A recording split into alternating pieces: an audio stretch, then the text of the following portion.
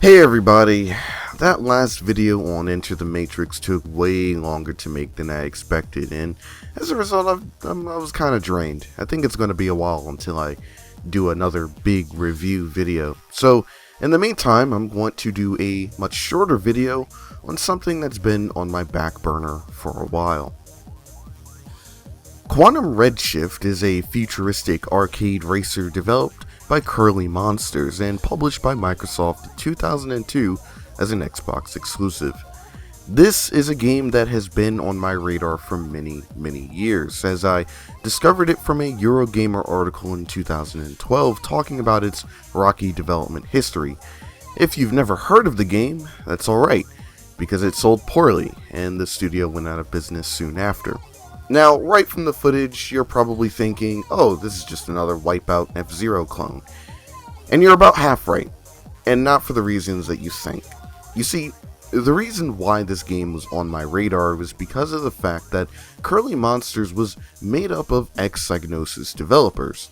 Now, not everyone here on the team worked on the classic Wipeout trilogy. A few did, but most were responsible for other projects at Psygnosis. I mean, like, one dude presumably used to be at Bizarre Creations, as he's actually credited on Metropolis Street Racer and Project Gotham Racing. It's weird, I don't know. But the point is that this isn't your average clone. So, how does it play? Well, in short, it's got the fundamentals of Wipeout, but with some really interesting twists that honestly make this feel like a lost sequel. People forget this, but Wipeout originally had teams represented by pilot characters as opposed to just a faceless logo, though this got dropped in later games. However, Redshift not only brings this concept back, but actually makes it matter in the gameplay. Each pilot has their own wacky backstory highlighting their motivations for joining the race. It's all standard stuff. But there are two standout features here: the rivalries and the home tracks. Rivalries are pretty straightforward to explain. Every character has their own nemesis that exists exclusively to make your life a living hell on the track. They will always be on your ass, always lying in wait, just begging for you to drop your guard. And since Quantum Redshift only has 6 racers on the track per race, the aggressiveness of the rivalries hits a lot stronger. On higher difficulties, you get to race one-on-one with your rival for bragging rights and to unlock them later on. Home circuits is something that I kinda understand, but not 100%, as the game doesn't go into full detail about it. But from what I do understand, every character has a home circuit that they belong to. Think of it as kind of like a sports team stadium or whatever. And if you are racing on someone's home turf, then they get a slight advantage.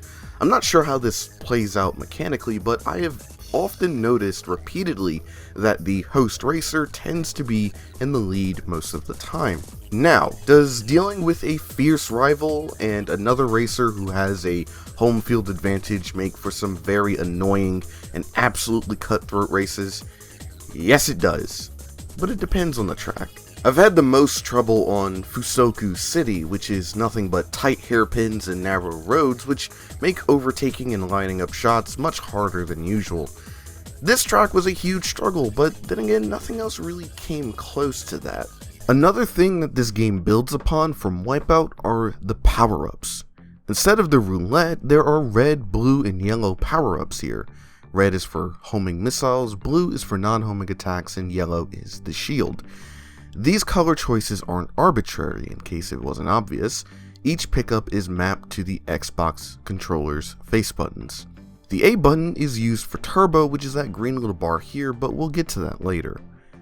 Now, on the surface, this might sound like a huge downgrade from Wipeout's roulette, which had all sorts of ways of terrorizing your opponents, and for them to terrorize you. But there's more to this than you think. While the power-up types are the same, each SIP has different takes on it. Kimiko and Prince Yuri shoot out beams for their blue, but Terra and Marcus fire off these bomb projectile things. Whatever, I don't know what there are.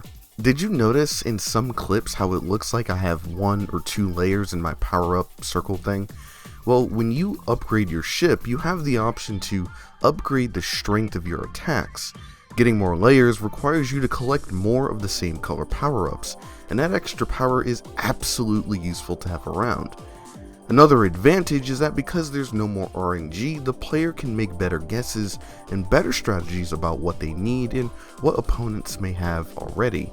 For example, if I suspect that my rival has a missile, I should prioritize getting shield pickups, because if I'm ahead of them, they will absolutely try to blast me when they get an opportunity. And pickups are all over the place, so now the onus is on the player to make the right choices about what they need and when.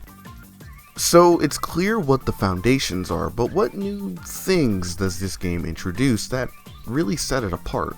Well, the first is the ability to upgrade your vehicle. Quantum Redshift heavily encourages aggressive play and gives you more points for airtime, landing attacks, and collecting power-ups and computer chips. At the end of the race, these points become cash that you can use to upgrade your ship in 3 categories: weapons, turbo, and shield. I didn't find much use for upgrading my shield, but the other 2 are really important, especially turbo. That's really important. Focus on that. The best part is that even if you don't win a race, you still get cash if you beat your previous high score. The tracks are also really great, with every course looking and feeling different in more ways than just the turns. Each track is thematically consistent with their locations, adding to the globe-trekking focus of the tournament. Mount Growen? I don't know. Mount Growen is covered in snow and full of steep drops and turbulent bumps. The Kalau Wastelands is an industrial hellscape of tunnels, machinery, and rain, while Silver Rock Canyon is dusty and wide, and the Brackenstow Vale is full of cliffs and lakes to cross over. Aesthetically, this focus on real-world environments isn't super interesting for a futuristic racer, but honestly it makes for some really great gameplay, so I'm not complaining. I also like how the characters in their respective home tracks use the native language instead of English all of the time. Unartiges kleines Kind. Du solltest wiederkommen, wenn du groß geworden bist. Ein alter Mann wie du ist eine Bedrohung für die Fahrer auf der Strecke, Steinhauer. Geh in den Ruhestand, solange du noch laufen kannst. There's also an element of verticality on certain tracks where, if you're clever enough, you can get onto seemingly out of reach pickups with some properly timed boosting. There are no big brain shortcuts, but I do appreciate the game having moments where you're not always sticking to the track. Funny enough, Wipeout Fusion, which came out the same year, would introduce off-road segments, but it's really not the same. So, what's wrong with the game? Well, for starters, just look at that box art. Yeah, it's not good. This graphic design disaster was supposedly a real point of contention between Curly and Microsoft, as the suits had whipped this up against the developers' whims. Curly had published an alternate cover on their website, but I haven't been able to find a copy of it anywhere, and I'm just guessing it's just been lost to time. You won't feel it at first, but the more you'll play, the more you'll start to feel the reality of the game's small budget and manpower encroaching in on everything. In other words, there's not a whole lot to this game, which is why I didn't want to give it the full review treatment.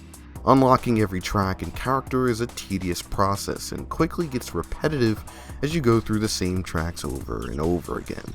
It's made worse by the fact that because you need to run the tournament on certain difficulties for every character, you'll be starting from 0 a lot. It's understandable that upgrades don't carry over from ship to ship, but it's super annoying to invest in one pilot only to start from scratch if you want to clear everything. And the difficulty spiking past the amateur speed class doesn't really help. It really doesn't. The game makes a big deal about getting famous Dutch electronica DJ Junkie XL to do the music, but it's so bland and forgettable here that I just Okay, I'll admit, I don't care for Junkie that much because his music kind of just feels like budget Chemical Brothers to me, but man, he was really phoning it in here. There's like nothing that stands out with this music. It's so boring. The devs probably should have gotten Chemical Brothers, but maybe they were too busy or probably would have asked for too much money. I don't know. It's just nothing. It's a big fat nothing. And speaking of bland and forgettable, man, those character models, it's no good. I look in the manual and they seem so expressive and vibrant, but here in the game they're just so stiff and dull-like, and overall they just, I don't know, some of them don't even look the same. Having bitter rivals is cool, but the beef is just never fleshed out nor concluded, so it just feels anticlimactic when you beat them. It just sounds like another casualty of the lack of manpower and budget for this game. There's a lot of games that I've played that are almost good, but Quantum Redshift is one of the few that's almost great. It's a relic of an era where Microsoft was throwing money everywhere and everything, hoping to secure more hitmakers for their fledgling brand, which gave us a lot of one-offs that just fell by the wayside. Sony also has a lot of these as well for the PS1 and PS2, and maybe I'll cover some of those another day. But this is definitely a true hidden gem, and honestly, I think it's better, much better than its cousin Wipeout Fusion. And Fusion's not a bad game, but honestly, aesthetically, it's very boring, and I don't think it really raises the bar much in gameplay. Redshift has its problems, but it's the generational shakeup that Fusion should have been. Something that takes the core gameplay, but builds something fresh and new out of it. Despite being made on a tight budget by only 7 guys, this game looks great and is surprisingly polished. Maybe if they had the backing of a larger team, it would have allowed them to do more with the concept. And hopefully sometime in the future, I would like to see this brought into the backwards compatibility program for the Xbox. Which brings me to my next point. This game is locked to the original Xbox, so until emulation takes off, finding a original copy and hardware is your only method of playing this. It should also be noted that, for whatever reason, Redshift doesn't display right at 480p on version 1.6 Xboxes, which is basically a later revision Xbox that came out somewhat late in the console's lifespan. I actually have one, that's what I've recorded this off of. The solutions are to either disable 480p and stick with that blurry, awful 480i, or install a patch that requires you to have already modded your Xbox and have a storage drive large enough to install the whole game. It's way too much for me to cover, so I'll leave links below in the description that will hopefully help you out. Since no one really cares about this game, copies are rather cheap, but I do fear the day that prices go up and I start seeing the game going for like $30 or so because some big YouTuber did a video about it. Hopefully, I'm not the one who causes it.